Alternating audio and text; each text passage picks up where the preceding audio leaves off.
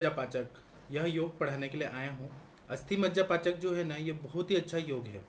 इसको ना अस्थि मज्जा पाचक यह क्यों बोलते हैं, क्योंकि ना चतुर्थक ज्वर जो रहता है वह अस्थि और मज्जागत धातु में रहता है।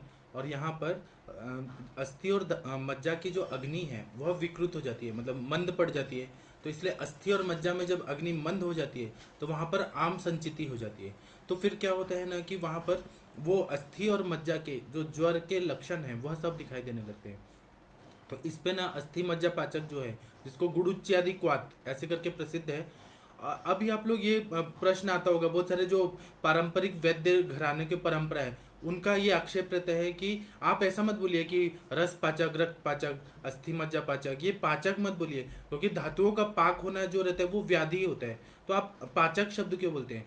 इसका बोलने का यह उद्देश्य है, इसका उत्तर यह है कि हम लोग पाचक जो बोलते हैं ना, यह नाम से ये रूढ़ हो गया है। मतलब क्या हो गया कि रूढ़ संज्ञा मिलना, असली में वो नहीं है, इसमें है धातुगत आम का पचन करना, यह रहता है। अब रूढ़ संख्या में एक एग्जांपल बताता हूँ।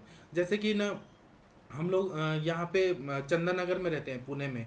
तो यहाँ पर ना एक टाटा गार्ड रूम, मतलब जो इंडियन एयरफोर्स का एक गार्ड रूम है, उसको टाटा एरिया पहले बोलते थे ये एरिया को। क्योंकि जो ये है ना टाटा, उन्होंने कुछ तो ऐसे डोनेट किया था, यहाँ कोई बिल्डिंग बनाई थी, तो इसलिए टाटा एरिया बोलते थे।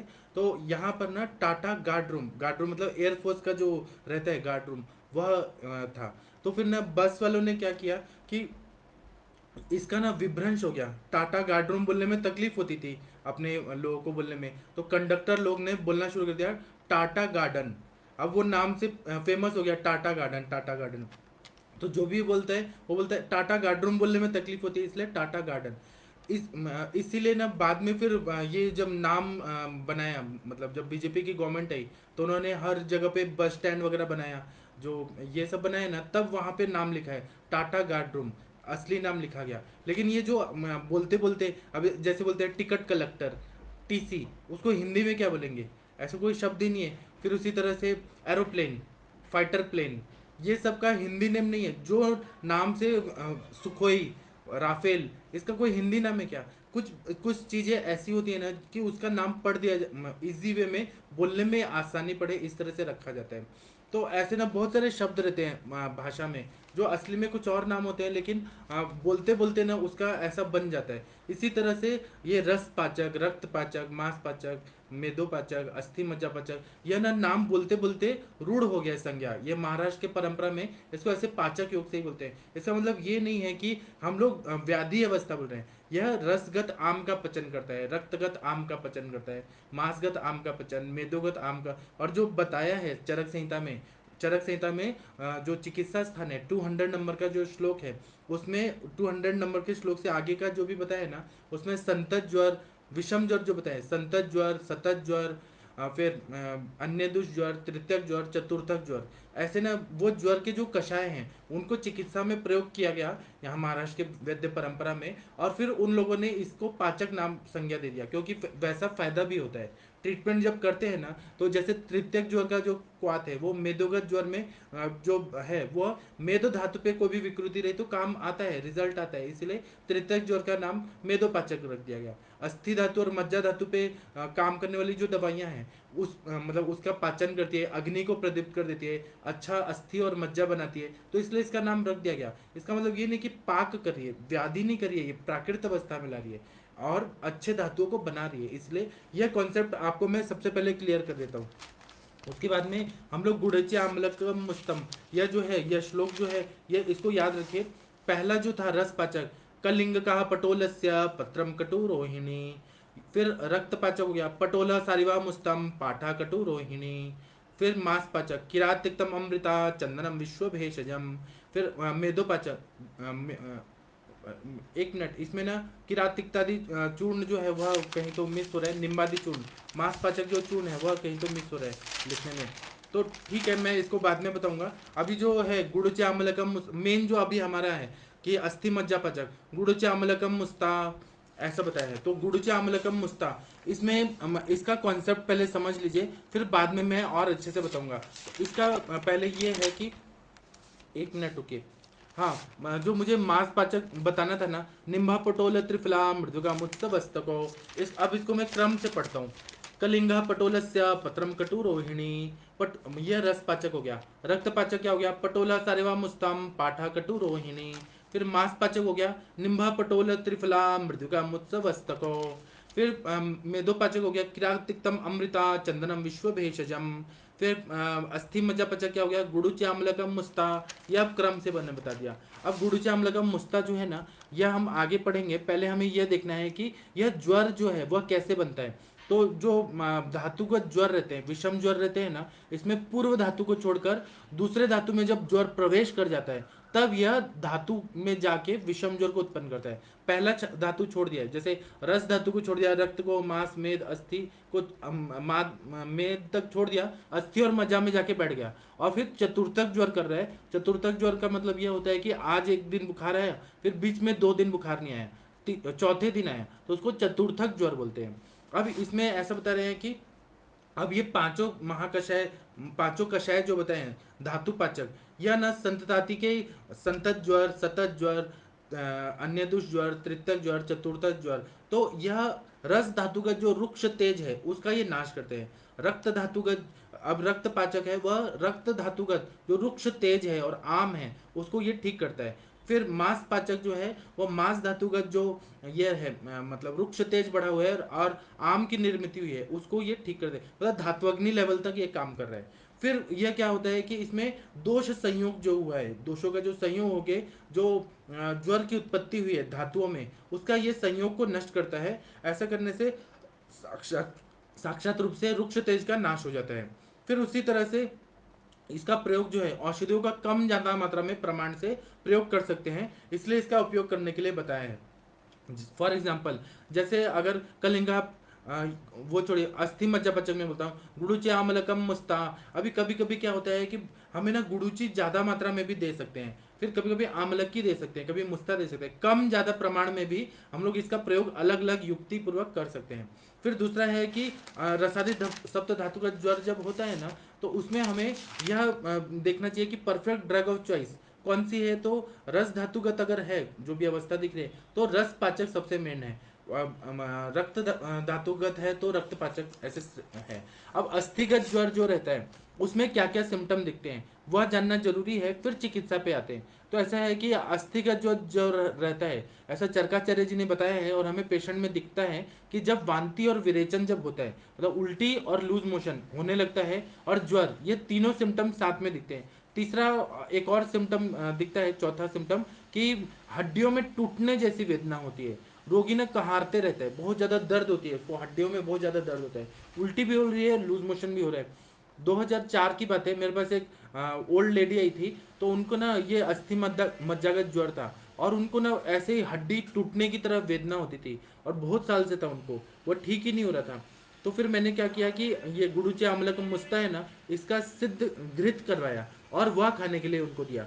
तो वह खाने से 3 महीने में पूरी तरह से वो ठीक हो गई, मतलब पहले भी ठीक हो रही थी, फिर बीच में मिथ्यार विहार, दही खाना, दिन में सोना, उल्टा पुल्टा खाने का हो रहा था, इसलिए उनको 3 महीना लगा, नहीं तो ये 15-20 दिन में भी ठीक कर देता है। और अस्थि मज्जागत ज्वर है, मतलब ये उत्तरोत्तर बड़े धातुओं में गया है, सूक्ष्म गया है, तो इसीलिए ना थोड़ा टाइम लगता है, 3 महीने में वो पूरा पेशेंट ठीक हो गए। उसी तरह से मज्जा स्थित जब ज्वर रहता है, क्योंकि ये अस्थि मज्जागत पाचक है ना, अस्थि मज्जा पाचक बोलते हैं, तो मज्जागत जब ज्वर रहता है तो क्या होता है कि बाहर से ठंडी लगती है, बहुत ज़्यादा ठंडी लगती है, और पेट में जलन होती है। यह टिपिकल सिम्टम है, बाहर से ठंडी, पेट में जलन, और इसमें हृदय और सिर में जलन जैसी वेदना होती है, छाती में तकलीफ होने लगती है, खांसी आती है, सांस फूलने लगता है, हिचकी आने लगती है, आंखों के आगे अंधेरा छा जाता है। और सुश्रुताचार्य ने ये सिम्टम बताया कि उल्टी होना, वॉमिटिंग होना, ये टिपिकल सिम्टम है। और ना आंखों के आगे अंधेरा छाता है, क्योंकि आंखें जो रहती है ना वो मज्जा धातु की ये रहती है, मतलब मज्जा धातु से ही बना है आंखें, अपने चक्षु, तो उसमें प्रॉब्लम हो जाती है। अब इसका और हम विस्तार से देखते हैं, तो ये पंच महाकषाय है ना, ये अग्नि को दीप्त करता है, दोषों का पाचन करता है और मल का शोधन करता है। अब यह अग्नि दीपन किसका करेगा? तो जाठराग्नि भी प्रदीप्त करेगा और धातुओं की अग्नि को भी प्रदीप्त करेगा। रस पाचक है वो रस की अग्नि को अच्छा करेगा, रक्त पाचक है वो रक्त की अग्नि को अच्छा करेगा। ऐसे ही अस्थि मज्जा पचक है, अस्थि और मज्जा की अग्नि को अच्छा करेगा, दोषों का पाचन करेगा, मतलब आम दोष है ना उसका पाचन करेगा, और मल का शोधन करेगा। जो भी मल, अस्थि धातु का जो मल है ना वो पूरी तरह से पचा देगा। और फिर इससे क्या परिणाम होगा कि अच्छा धातु बनेगा, मतलब अच्छा अस्थि बनेगा, अच्छा मज्जा बनेगा। तो इससे ना बहुत अच्छा फायदा होता है। एक और चीज बता रहे हैं कि दोषः दुष्टा रसेर धातुन दुष्यत्यंत अत्युभय मलान, मतलब वाग्भट सूत्र स्थान में ऐसा बताया है कि रस आदि धातु जब बिगड़ जाते हैं तो वह बिगड़े हुए दोष जो है ना वो धातुओं को दुष्ट करते हैं। मतलब पहले दोष बिगड़ते हैं, इम्बैलेंस होते हैं, वो धातुओं को दुष्ट करते हैं, फिर वो दोनों मिलके, दोष और धातु मिलके मल को दूषित करते हैं। तो फिर न पूरे दोष दूष से समूर्छना हो जाती है और तब व्याधि की निर्मित होती है। यह मेन बेसिक सिद्धांत है। तो दोषों का पाचन करके उनकी साम्यावस्था निर्माण करना यही चिकित्सा का भाग है। तो उसमें हमें धातुओं को ध्यान में रखकर यह जो चिकित्सा सूत्र है और चिकित्सा प्रयोग जो है वह धातु पाचक के हिसाब से बताया गया है। मतलब धातुओं की साम्यावस्था लाना, मतलब बैलेंस में लाना, यही चिकित्सा है।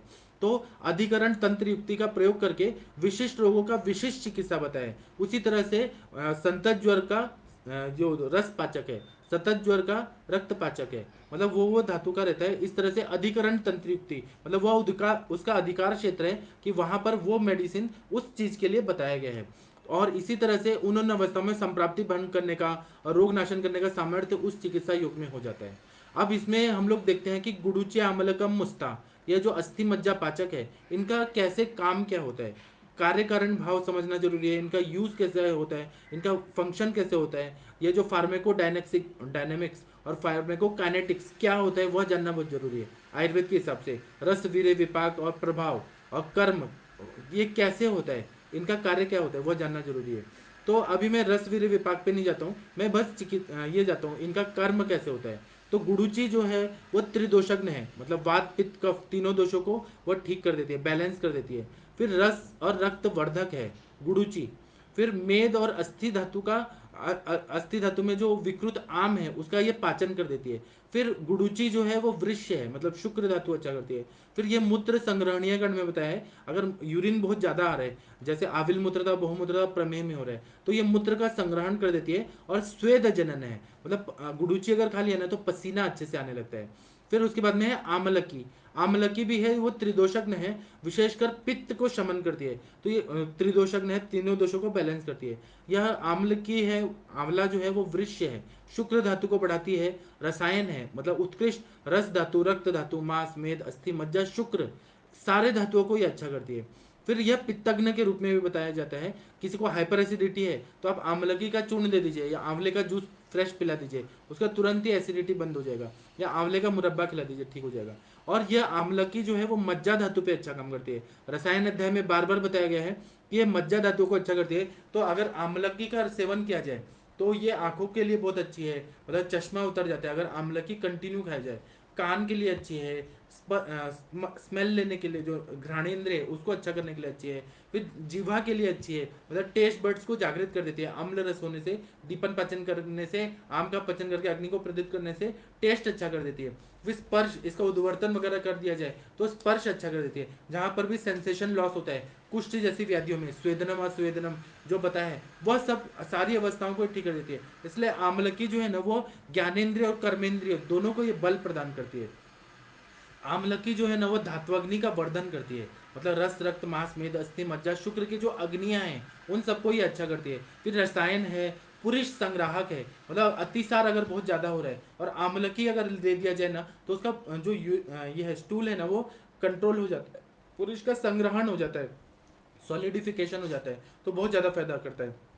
फिर यहाँ मूत्र संग्राहक है, मतलब मूत्र प्रवृत्ति ज्यादा हो रही है, जैसे प्रमेह जैसी व्याधियां हैं, मेह जैसी व्याधियां हैं जिसमें आविल मूत्रता बहुमूत्रता हो रही है, मूत्र संग्रहित नहीं हो पा रहा है, मूत्र को रोकना है। क्योंकि दोष धातु मला मूला मिश्रम, उसका बैलेंस होना भी जरूरी है, नहीं तो धातु में शिथिलता आती है। बार बार पानी पिएगा इंसान, प्यास लगेगी और वो यूरिन में निकल जाएगा, तो इससे ना वीकनेस आती है, बहुत ज्यादा थकावट आती है और संप्राप्ति बढ़ते जाती है। तो इसलिए मूत्र संग्राहक औषधियां देना जरूरी है, तो संप्राप्ति भंग हो जाती है। दूसरा है कि यह जो है आमलकी जो है ना वो सर्वश्रेष्ठ बताइए, मतलब आयुर्वेद की जो अभी उसमें देखिए चरक संहिता का शुरुआत में अथा अभया आमलकी अध्याय, अभया हरितकी और आमलकी इसे शुरू किया गया है। तो आमलकी आप लोग मालूम है च्यवनप्राश में डाला जाता है, तो उसका प्रयोग बहुत अच्छा रहता है।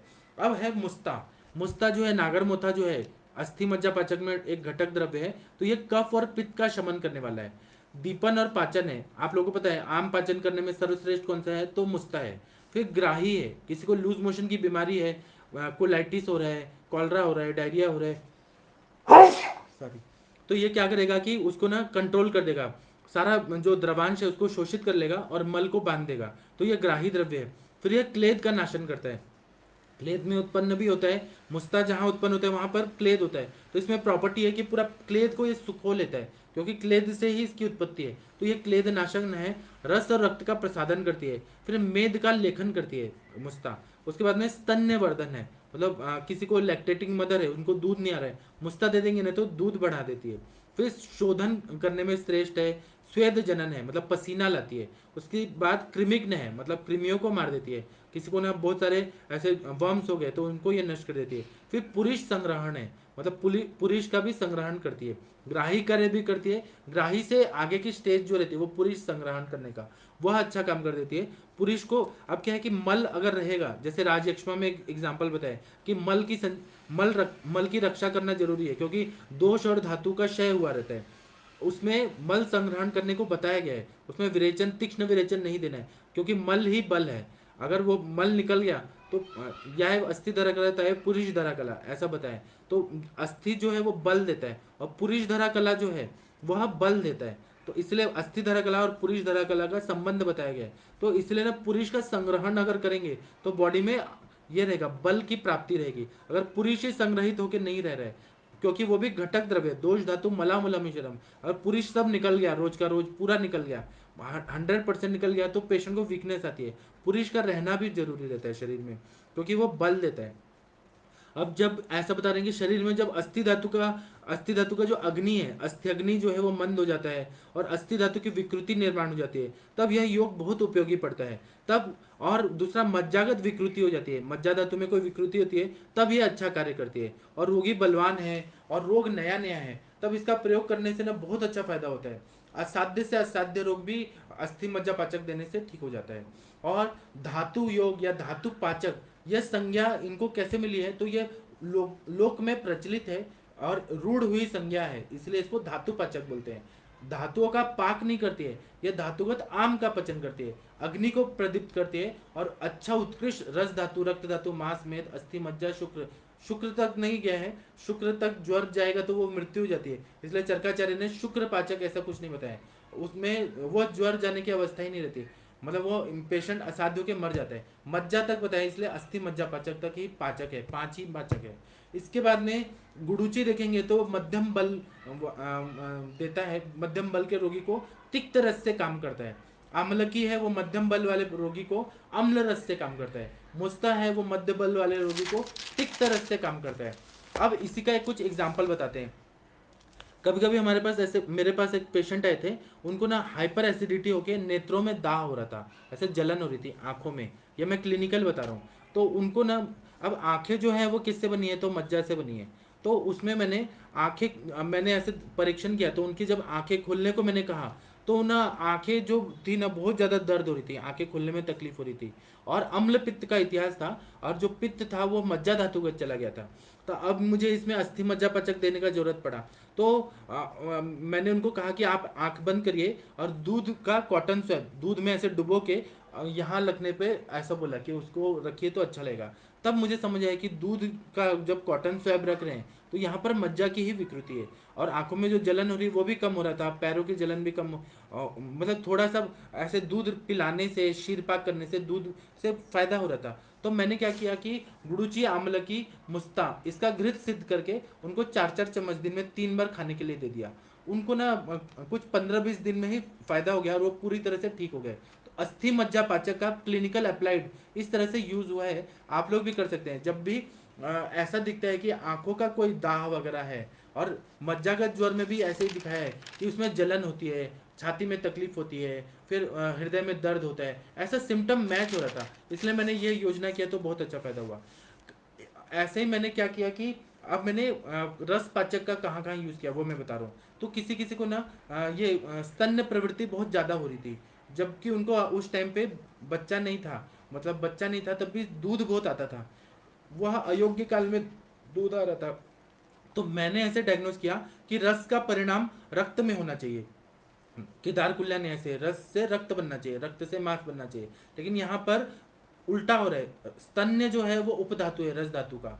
तो निदान को अनुकूल कर दिया मैंने, खाना पीना सब अच्छा किया, रस प्रदोषक जो भी उनका उसको विकृत करने वाले जो था वह सब मैंने ठीक किया। जैसे उनको गन्ना का रस बहुत ज़्यादा पीने की आदत थी, मधुर रस का बहुत ज़्यादा सेवन करने, मतलब रस धातु को विकृत करने के सारे उनके वो हो रहा था। और मैंने देखा तो इसमें रक्त क्षीणता के लक्षण दिख रहे थे, मतलब रस से रक्त नहीं बन रहा था और स्तन्य प्रवृत्ति हो रही थी, जबकि उनको जरूरत नहीं थी, बच्चा नहीं था और वो कुंवारी लड़की थी। मतलब कुछ 35 साल की थी, उनकी शादी नहीं हो रही थी और कुछ हार्मोनल इम्बैलेंस की वजह से डॉक्टर्स ने तो HRT शुरू किया था, हार्मोनल रिप्लेसमेंट थेरेपी, और शादी नहीं हुई थी तो उनको स्तन्य प्रवृत्ति बहुत ज़्यादा हो रही थी और वो बहुत दुबली पतली लड़की थी। तब मैंने उसमें रस पाचक दिया। देखिए इसकी योजना कहाँ से की, तो कलिंग का पटोलस्य पत्रम कटोरोहिणी, इसका फांट रूप से मैंने प्रयोग किया, मतलब गर्म पानी लेना है और रस पाचक देना है, और यह मैंने दिया। तो इससे क्या हुआ कि रस की अग्नि अच्छी हो गई, रस से रक्त बनने लगा, अग्नि अच्छी हुई तो, और आम का पचन हो गया, तो वो जो संप्राप्ति स्तन्य बना रही थी वह सीधी होके और रक्त बनने लगा और ये स्तन्य प्रवर्तन ठीक हो गया। इस तरह से क्लिनिकल अप्लाइड आप लोग भी यूज कर सकते हैं।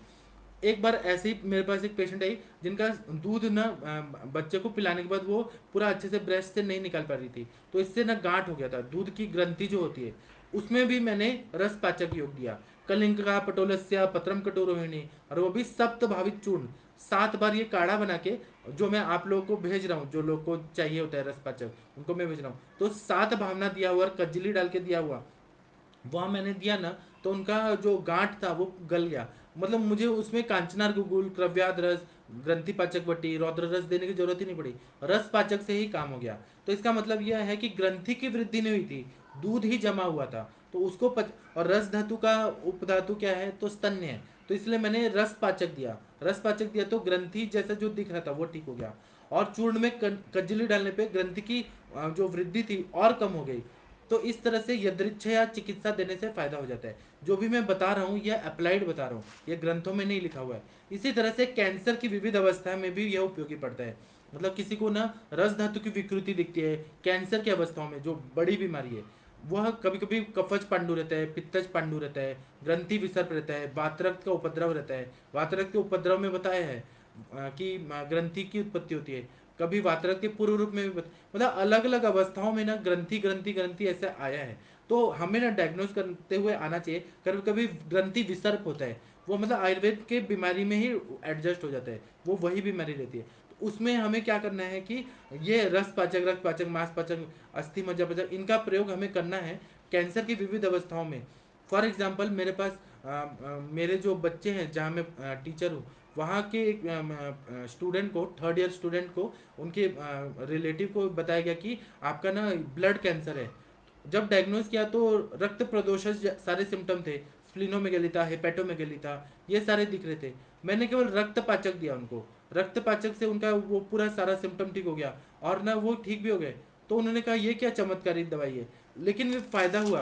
क्यों फायदा हुआ, क्योंकि ना रक्त पाचक वहाँ पे देना जरूरी था, और ना उसका डायग्नोसिस ऐसे ही किया था कि रक्त धातुगत दुष्टि हुई है, तो यहाँ पर कोई कैंसर वंसर नहीं है, यह रक्त धातु की विकृति है। तो पटोलम सरिवा मुस्ता पाठा कटु रोहिणी, पटोलम सरिवा मुस्ता पाठा कटु रोहिणी, ये 5 द्रव्य ही दिया और वो पेशेंट ठीक हो गए, पूरा सारे रिपोर्ट्स नॉर्मल आ गए, 3 महीना लगा पूरा पेशेंट ठीक हो गए। तो हमें ना बहुत ज़्यादा, अब आप बोलेंगे कि ये क्यों दिया, ऐसे ही फायदा क्यों हुआ, हमें ना बहुत सारे पेशेंट देखने चाहिए, बहुत सारे एक्सपेरिमेंट करने चाहिए, बहुत सारे लोगों को कुछ कुछ देते रहना चाहिए, उससे हमें कुछ सीखने। और पेशेंट जो हमें चीज़ सिखाते हैं वो किताबी नॉलेज नहीं सिखाता, कोई नहीं सिखाता, जो हमें पेशेंट का सिम्टम देखने से मिलता है। इसलिए ना यहाँ पर मैंने किया, बहुत अच्छा फायदा हुआ। इसका मतलब ये नहीं है कि हर कैंसर पेशेंट में धातु पाचक से हम ठीक कर सकते हैं, हर की मर्यादा रहती है। अभी क्या है कि आप बोलेंगे कि सारे अस्थि के सारे विकार को हम अस्थि मज्जा पाचक से ठीक कर देंगे, ऐसा नहीं है। इसके साथ में हमें और भी मेन दवाइयाँ देनी पड़ेंगी, मेदोपाचक के साथ हमें लेखनीय गण की दवाइयाँ भी देनी पड़ेगी, वह उसके साथ में देना है। इसका काम क्या है कि रक्तगत आम का पचन करना, मेदोगत आम का पचन करना, अस्थि मज्जागत आम का पचन करना, इसका एक लिमिटेशन है, ये बात याद रखिए। उसके बाद में अस्थिपाचक योग जो है उसका काम क्या होता है, तो जहाँ पर धातु संप्राप्ति रहती है, जैसे कि डिजनरेटिव चेंजेस होने लगते हैं, बॉडी में डिजनरेटिव चेंजेस जैसे नी जॉइंट में ऑस्टियोआर्थराइटिस हो गया, संधिवात हो गया, कमर में कुछ हो गया, डिजनरेटिव चेंजेस आने लगे वर्टिब्रास के बीच में, या फिर ऑस्टियोफाइट्स मतलब अस्थि वृद्धिकर होने में कुछ कुछ ना ऐसे बाहर ग्रोथ होने लगा, या फिर कैल्केनियम स्पर जो हो जाता है मतलब एड़ी में पार्श्वनी वृद्धि होता है और शूल होने लगता है, या फिर दांत जो रहते हैं दांत पे दांत आने लगते हैं बार बार, आवरण जैसे आने लगते हैं, दुष्टि होने लगती है। तो उसमें ना लाक्षादि गुगुल आबादी गुगुल जो अस्थि धातु पे काम करता है और जिसमें नेचुरल मतलब कैल्शियम रहता है, लाक्षादि गुगुल आबादी गुगुल के साथ अस्थि मज्जा पाचक देने से बहुत अच्छा फायदा होता है। अस्थि मज्जा पाचक क्या है तो गुड़ आम्ल का मुस्ता तीन ही द्रव्य हैं और अस्थि धातु और मज्जा धातु पे इतना अच्छा काम करते हैं। साथ में अस्थि मज्जा पाचक के साथ में अस्थि पोषक कुछ द्रव्य देना पड़ता है, ये जब डिजनरेटिव चेंजेस आते हैं तो श्रृंग भस्म बबूल की गोंद देना पड़ता है, तो इससे तुरंत ही उपशय मिलता है। अस्थि मज्जापाचक का उपयोग है ना वो संधिगत वात में होता है, क्योंकि वहां पर भी मतलब अस्थि धातु का डिजनरेटिव चेंजेस हुआ रहता है। फिर मस्तिष्कगत रोगों में बहुत अच्छा फायदा होता है, जैसे मज्जा धातु का क्षय हुआ है या वृद्धि हो रहा है विकृत जो हो रहा है उसमें देने पे भी बहुत ज्यादा फायदा होता है। अस्थि मज्जा पाचक का जो घृत है और तिक्तक क्षीर बस्ती इनको मिक्स करके संधि विकारों में हम देते हैं। तो आपके पास तिक्तक क्षीर बस्ती है, मैंने कल बताया था कि रॉकेट और सैटेलाइट, रॉकेट जो है तिक्तक क्षीर बस्ती है और अस्थि मज्जा पाचक का जो घृत है मतलब गुडुची अम्लकी और मुस्ता, इससे सिद्ध क्या घृत है ना अगर हमने संधि विकृति में दिया बहुत अच्छा फायदा होता है। हम लोग अलग अलग व्याधियों में निवारण के लिए इसका प्रयोग कर सकते हैं। एसएलई डिजीज में इसका बहुत अच्छा फायदा होता है, जिसमें पित्त का प्रकोप बहुत रहता है, सिस्टमिक ल्यूपस एरिथ्रोमेटोसिस, और उसमें क्या रहता है पित्त का प्रकोप होता है और संधियों और अस्थियों में और मज्जा धातु में ही विकृति रहती है। तो उस सिस्टमिक लिपस एरिथ्रोमेटोसिस में हम लोग ना इसका सिद्ध घृत देते हैं, इसका चूर्ण खाने को देते हैं, इसका गुटी देते हैं, इसका बस्ती देते हैं, इसका नस्य देते हैं, अलग अलग विधि से इसका प्रयोग करते हैं। तो एसिली डिजीज जो है 6 से 9 महीना में ऐसा कंट्रोल में आ जाता है। और दूसरा है कि स्टेरॉइड भी बंद हो जाता है, अपनी दवाइयों को मेंटेनेंस डोज में दे के बहुत अच्छा फायदा होता है। एक जो रुक्ष तेज मैं बता रहा हूँ, धातुगत जो तेज रहता है उसके बारे में अष्टांग हृदय में पहला चैप्टर में ऐसा बताया है कि रुक्षम ही तेजो, जो ज्वर का जो निदान है उसमें ऐसा बताया है कि रुक्षम ही तेजो ज्वर कृत तेजसा रुक्षित मतलब जो तेज वाला रुक्ष है, रुक्षता युक्त जो तेज है शरीर में जो धातुगत हो गया है वह शरीर में रुक्षता बहुत ज्यादा करता है। रुक्षितस्य चः स्यादति बलो धातु सहचारी सदा गति तस्य संशमनम सर्पी। इसलिए ना घृत जो है रुक्षता जब बढ़ गई है और तेज बढ़ गया हुआ है तो इनको शमन करने के लिए घृत का प्रयोग करना बहुत अच्छा है। तो इसमें अस्थि मज्जा पाचक घृत दे दीजिए, या जो भी रस पाचक घृत, रक्त पाचक घृत, मांस पाचक घृत, मेदो पाचक घृत, ऐसे घृत का प्रयोग कर दिया ना तो हर धातु का जो रुक्ष तेज है उसका शमन हो जाता है। वात पित्त जितामग्रयम संस्कारम चादुर उद्यते, मतलब वात पित्त को ये जीत लेता है और संस्कार करने से ना जब हम लोग इसको सिद्ध करते हैं तो बहुत अच्छा फायदा करता है।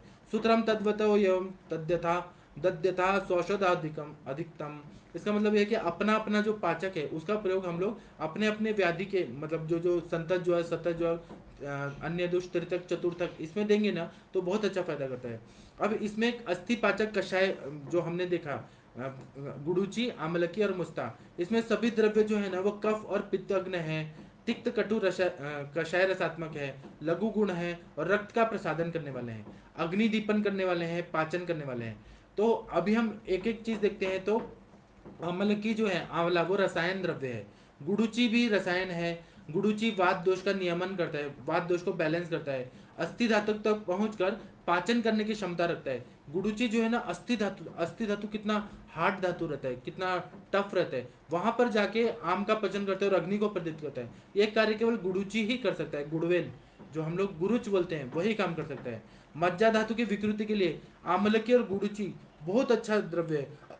मुस्ता, मुस्ता भी साथ में दे दिया जाए ना तो मज्जा धातु की विकृति जो रहती है उससे सिद्ध घृत का प्रयोग करने से मज्जा धातु का सारे प्रॉब्लम सॉल्व हो जाते हैं। फिर इसी तरह से अस्थि शोथ रहता है, मतलब क्या होता है कि अस्थि संधियों में क्या रहता है कि श्लेषा कफ की कमी हो जाती है, तो हड्डी ना एक दूसरे पर घर्षण करते हैं, घर्षण से ना जो शोथ निर्माण हो जाता है, इन्फ्लेमेशन तैयार होता है, उसमें ये काम नहीं करेगा। इसमें तो पंचतिक्त घृत गुगुल, कैशोर गुगुल, नरसिंह रसायन, तिक्तक क्षीर बस्ती, ये महातिक्त घृत ये सब काम करेगा। यह क्या करेगा, अस्थिगत अग्नि को बढ़ाएगा, इसका एक लिमिट है। यह जो जैसे आप लोगों ने मालूम होगा कि तेजस फाइटर प्लेन जो है इंडिया ने बनाया है, तो उसका कार्य जो है वो इतना स्ट्रांग नहीं है कि राफेल का मुकाबला कर सके या सुखोई का मुकाबला कर सके। वो लो कॉम्बैक्ट एयरक्राफ्ट है, फाइटर प्लेन है।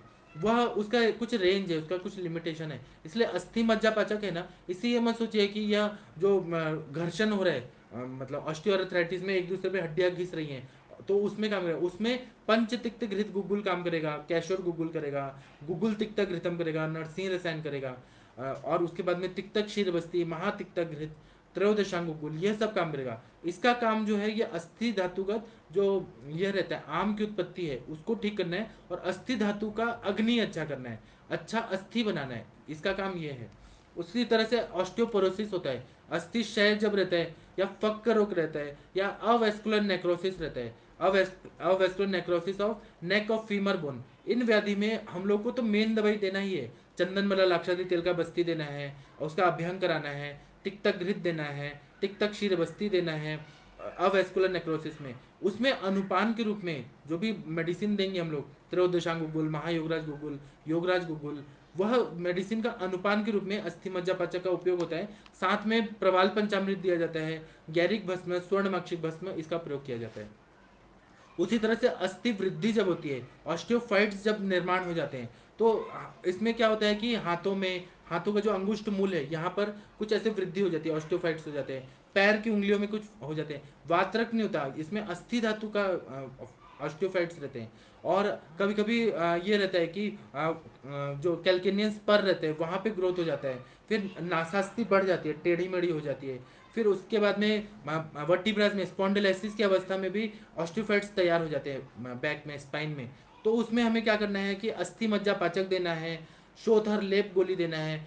कुक्कुट नखी जो रहती है, मतलब मुर्गी का जो नाखून होता है उस तरह की वनस्पति रहती है, महाराष्ट्र में बहुत ज़्यादा मिलती है, उसका पाउडर भी मिलता है, आप लोग को चाहिए तो मैं भेज दूंगा। तो कुक्कुट नखी का मिक्स करके वहाँ पे लेप लगाना है, ऑस्टियोफाइट जब तैयार हो रहे हैं बहुत अच्छा फायदा होता है उसका, लेप से फायदा होता है, इंटरनली भी देना है, उससे फायदा होता है। अगर अस्थि विकृति है, जैसे वातरक्त जैसी व्याधियां हैं उसमें अस्थि की विकृति हो रही है, मतलब टेढ़ा मेढ़ा डिफॉर्मिटीज तैयार हो रहा है, तो अस्थि में शोथ होता है और क्रियाल्पताएं होने लगती है, तब इसमें गुडुची, आमलकी और मुस्ता वह रक्त धातु पे भी काम कर, गुडुची और आमलकी रक्त धातु पे काम करते हैं, मुस्ता को हटा दीजिए, गुडुची मेन रक्त धातु पे काम करती है, आमलकी भी रक्त धातु पे काम करती है। और नागर मोथा जो है वो वातहर है, तो इसलिए वातरक्त की संप्राप्ति रक्त पे कौन करेगा, आमलकी और मुस्ता, आमलकी और गुडुची, सॉरी, आमलकी और गुडुची काम करेगा रक्त पे, और वात रक्त के वात पे कौन करेगा, तो मुस्ता। तो वात रक्त में इसका बहुत अच्छा रोल रहता है। और अस्थि का इसी तरह, इसीलिए हम लोग अस्थि पंचा पचक देते हैं। इसके साथ में हम लोग वात रक्त में क्या देते हैं, विरेचन देते हैं, रक्त मोक्षण देते हैं, गुडुची सिद्ध घृत देते हैं, कैशोर गुगुल देते हैं, पंच तिक्त घृत गुगुल देते हैं, फिर तिक्तक क्षीर बस्ती देते हैं, वह सब तो देना ही है, लेकिन इसका रोल भी बहुत महत्वपूर्ण रहता है। कभी कभी वर्टिब्रास में विकृति आ जाती है, ऑस्टियोफाइट्स तैयार होते हैं, ऑस्टियोपोरोसिस वर्टिब्रास में तैयार होते हैं, स्लिप डिस्क हो जाता है, कभी कभी सेक्युलराइजेशन ऑफ वर्टिब्रास, ये एक प्रॉब्लम होती है, तब यह बहुत अच्छा उपयोगी काम होता है, इसका कंटिन्यू प्रयोग करना चाहिए। कभी कभी अस्थि धातु मल विकृति होती है, तो अस्थि के मल कौन से हैं, तो नख, केश और रोम, नख और केश ये है, रोम तो केश में ही आ जाते हैं, बालों का केश या रोम एक में केश में ही आ जाते हैं।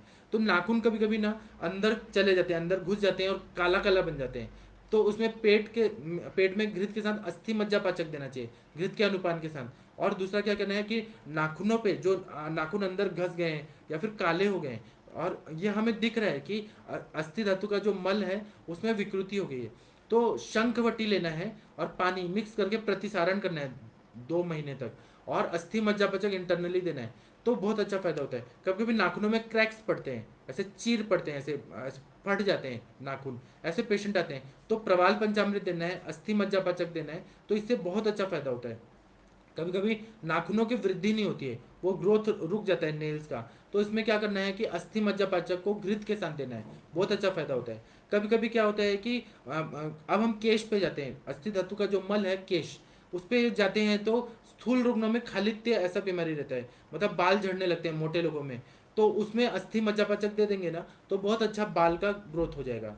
रोम जो रहते हैं ना, कभी कभी अयोग्य स्थान पर रोम आते हैं, जैसे स्त्रियों को पीसीओडी रहते हैं तो हिरसुटिज्म आता है, दाढ़ी मूछें आने लगती हैं, उस तरह से रोए बहुत ज़्यादा बड़े बड़े होने लगते हैं। तब पेट में अस्थि मज्जा पाचक देना है। और रोम शातन योग भेषज रत्नावली का है, उसका मैं योग बताऊंगा कभी बताते बताते। तो रोम शातन योग अगर वहाँ लेप लगा दिया जाए तो जितने भी बाल है ना सब गिर जाते हैं, और उसका फायदा बहुत अच्छा होता है। और शंखवटी नींबू रस से मिक्स करके, शंखवटी लेके आइए और नींबू के रस, ऐसा रस निचोड़िए और उसमें मिक्स करके जहाँ जहाँ अति लोम आया है वहाँ लगा दीजिए, वो बाल पूरा गिर जाएगा, बहुत अच्छा फायदा होगा। तो इसी तरह से कभी कभी अस्थि धातु के मल की अस्थि धातु के उप धातु, अस्थि धातु का उप धातु क्या है, तो दांत है, उप धातु है। मतलब जैसे राष्ट्रपति का, राष्ट्रपति रहते हैं, फिर vice president, president vice president, उसी तरह से दांत जो है वह उप धातु है अस्थि धातु का। तो दंत शूल अगर हो रहा है, दांतों में दर्द हो रहा है, तो अस्थि मज्जा का क्वाथ बना के तेल से या काढ़ा से गंडूश करना चाहिए। इसी का मंजन जैसा बना के और मंजन करना चाहिए। तो दांतों में अगर दर्द हो रहा है ना, बहुत अच्छा फायदा होता है। कभी कभी क्या होता है कि डेंटिस्ट लोग जो रहते हैं वो दांत पूरा निकाल देते हैं, तो वहाँ पे जो नर्व्स रहते हैं उसमें ना न्यूराइटिस हो जाता है, नर्व्स में इन्फ्लेमेशन हो जाता है। तो इसमें अस्थि मज्जा बच्चा का गंडूश करना चाहिए, और उसके बाद में जो डेंटिस्ट को करना है वो करते रहें। लेकिन इसका फायदा ये होता है कि मंजन के रूप में कर सकते हैं। इसमें क्या है, गुडुचि, अमलकी और मुस्ता, तीन ही द्रव्य हैं, तो बहुत अच्छा फायदा होता है। इसी तरह से और भी बहुत ज़्यादा इसके उपयोग हैं, लेकिन मैं आप लोगों को शॉर्ट में बता दिया। और भी आगे इंटरेक्टिव सेशन में मैं बताते रहूँगा कि अस्थि मज्जा पाचक देने से क्या फ़ायदा हुआ, फिर उसके बाद में ये मांस पाचक देने से क्या फ़ायदा हुआ, मेदो पाचक देने से। अभी कहीं कहीं ना कैल्सिफिकेशन हो जाता है बहुत सारे बॉडी में पार्ट्स में, जैसे लीवर में कैल्सिफिकेशन हो गया, हार्ट में आर्टेरियोस्क्लेरोसिस हो जाता है जिसमें कैल्सिफिकेशन होने लगता है, हार्ट के जो कोरोनरी आर्टरीज है ना वहाँ पे कैल्सिफिकेशन होने लगता है। ऐसे बहुत सारी अवस्थाएं आती हैं जहाँ कैल्सिफिकेशन होने लगता है, ब्रेन में भी होने लगता है कैल्सिफिकेशन। उसमें अस्थि मज्जा पाचक देने से बहुत अच्छा फायदा करता है। अस्थि धातु को भी अच्छा करेगा, आम का भी पचन कर देगा, मज्जा धातु में अगर विकृति आ रही है उसका भी पचन करेगा, अच्छा अस्थि धातु बनाएगा, अच्छा मल बनाएगा, सार्किट विभाजन अच्छा करेगा। अस्थि धातु के लेवल तक अगर देखें तो अच्छा होगा, तो फिर अच्छा हो जाएगा। इसीलिए ना इसका प्रयोग करना चाहिए। अभी मैं आप लोगों को नमस्ते और प्रणाम कर देता हूँ, और जो क्वेरीज हैं उसको सॉल्व करते हैं। डॉक्टर रजनीश शर्मा जी नमस्ते प्रणाम आपको। डॉक्टर इंदु सिन्हा जी नमस्ते प्रणाम आपको। डॉक्टर देवेंद्र पाटिल जी नमस्ते प्रणाम आपको। डॉक्टर मनोज शिंदे जी नमस्ते प्रणाम आपको। डॉक्टर ओम प्रकाश तिवारी जी नमस्ते प्रणाम आपको। डॉक्टर उर्वी जी नमस्ते प्रणाम आपको। डॉक्टर मंगला जी नमस्ते प्रणाम आपको। डॉक्टर जयदेव सिंह जी नमस्ते प्रणाम आपको। डॉक्टर विकास विश्वकर्मा जी नमस्ते प्रणाम आपको। डॉक्टर दीपा जी नमस्ते प्रणाम आपको। डॉक्टर दर्शना जी नमस्ते प्रणाम है आपको। डॉक्टर माँ आयुर्वेदिक चावड़ा सुरेश भाई नमस्ते प्रणाम आपको। डॉक्टर अजय कांत जी नमस्ते प्रणाम आपको। सोनल पटेल जी नमस्ते प्रणाम आपको। डॉक्टर मोनिका जी नमस्ते प्रणाम आपको। डॉक्टर अरविंद सक्सेना जी जय धन्वंतरी नमः। डॉक्टर वंदना पाठक जी नमस्ते प्रणाम आपको। डॉक्टर सरोज देसाई जी नमस्ते प्रणाम आपको। डॉक्टर प्राजक्ता पाटिल जी नमस्ते प्रणाम आपको। डॉक्टर जॉली जी नमस्ते प्रणाम आपको। डॉक्टर वरुण कुमार जी नमस्ते प्रणाम आपको। आप इपिंदर भारती जी का क्वेश्चन है कि आप please add in to live session, I tried your mobile money time but didn't can't in do. मैं अपना नंबर देता हूँ, आप मुझे करिए, गूगल फॉर्म दूंगा, गूगल फॉर्म भर के आप आ सकते हैं वहाँ पे। डॉक्टर दिनेश पटेल जी नमस्ते प्रणाम आपको। डॉक्टर अनिल सिंह जी नमस्ते प्रणाम आपको। डॉक्टर सोनम जी नमस्ते प्रणाम आपको। डॉक्टर बलविंदर सिंह जी नमस्ते प्रणाम आपको। आज कोई क्वेश्चन नहीं आया।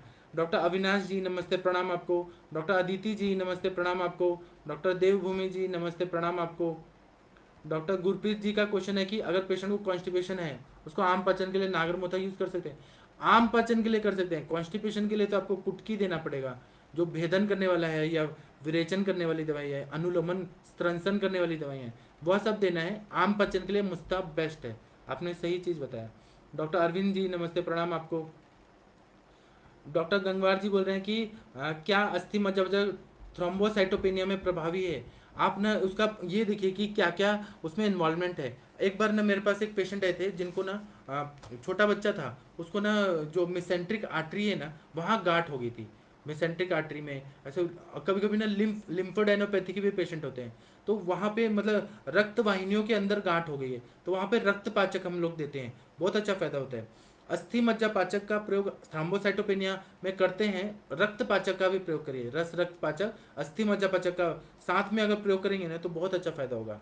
आपने जो प्रश्न पूछा बहुत सही पूछा है, इसका प्रयोग करना चाहिए। मॉडर्न की जितनी भी बीमारियां हैं ना, मतलब मॉडर्न की जो भी हमारे पास आते हैं, तो हमको हमारे गुरुजी ने ऐसा बताया है कि आप हैरिसन खोलिए, उसमें जो भी जो चीज़ है वो पढ़ लीजिए, फिर उसमें ये समझिए कि कौन सा धातु का इन्वॉल्वमेंट है, रस धातु है, रक्त धातु है, मांस धातु है, मेद, अस्थि, मज्जा, शुक्र, कौन सा धातु का इन्वॉल्वमेंट है, फिर उस हिसाब से आप चिकित्सा करिए तो आपको जरूर फायदा होगा।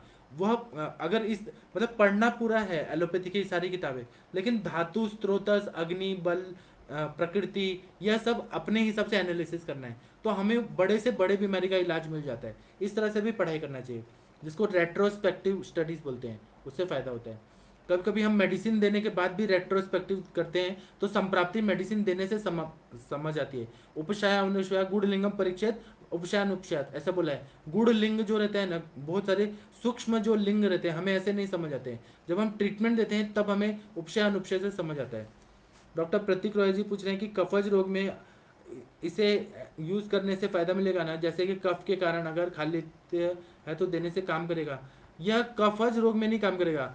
यहाँ दोष का इन्वॉल्वमेंट मत देखिए, यहाँ धातु का देखिए, धातु की अग्नि मंद है वहां पे है। आप इसको युक्तिपूर्वक कहीं भी यूज कर सकते हैं, इसके लिए थोड़ी ना बोला है। अब इन्होंने आंवला का यूज तो सब जगह बोला है, गुडुची का भी किया है, यहाँ पर ये लाके इस दृष्टिकोण से हमें ये देखना है। जैसे कि डॉक्टर नवीन जोशी सर हैं, वो तो बहुत बड़े इंसान हैं, बहुत बड़े हैं, लेकिन वो आयुष दर्पण के हमारे ये मतलब संस्थापक है, हम उनको इतना ही जानते हैं, बाकी तो वो बहुत इस तरह से वनस्पतियां भी है ना, उनका काम बहुत अलग अलग जगह है, अलग अलग व्याधियों में, अलग अलग धातुओं पे। यहाँ पर हम ये पैरामीटर या ये लाइन हमारे बाउंड्री है, इस हिसाब से हम सोचना है। यहाँ पर ये धातु पाचक है, बाकी जगह ये क्या है हमें नहीं पता, बाकी जगह भी है उसका यूज है, लेकिन यहाँ पर ये धातु पाचक है, हमें धातु पाचक के हिसाब से देना है। खालित्य में क्या होता है कि बाल झड़ रहे हैं, मतलब अस्थि धातु का मल के में विकृति है, तो यहाँ पर अस्थि मज्जापाचक देने से फायदा होगा। अब कफ दोष, पित्त दोष, यह सब का यहाँ पे नहीं महत्व रहता। डॉक्टर जगपाल सिंह जी नमस्ते, प्रणाम आपको। डॉक्टर रंजीता जी पूछ रहे हैं कि good evening sir, my husband have pain at epigastric region after half an hour of meal from 1 year. I have given Shankhvati Sutshekhar Lavan Bhaskar Churna but no relief, what medicine can I give. आप ना interactive session में आ जाइए, मैं आपको वहाँ बता दूंगा सब अच्छे से, केस देखेंगे, हेतु संप्राप्ति देखेंगे, फिर मैं आपको अच्छे से बता दूंगा। डॉक्टर विजयपाल जी नमस्ते, प्रणाम आपको। प्रतीक रॉय जी बोल रहे हैं कि आमवाद में देने से रिजल्ट मिलेगा और हाइट बढ़ाने के लिए लाक्षाद्वीप उपकूल के साथ देने से काम करेगा, 100% काम करेगा। जहाँ पर भी आपको अस्थि धातु पे काम करना है तो उसमें अस्थि और मज्जा में काम करना है तो फायदा करेगा। आमलकी, मुस्ता और गुड़ूची, यह आमवाद में अच्छा काम करता है। डॉक्टर रंजीता जी बोल रहे हैं कि प्लीज सेंड सप्त धातु पाचक श्लोकास। चरक संहिता में सूत्र, चरक संहिता में चिकित्सा स्थान निकालिए, तीसरा 200 नंबर का श्लोक से 205 नंबर का श्लोक देखिए, उसमें सभी धातु पाचक के श्लोक बताएं तो आपको मिल जाएगा।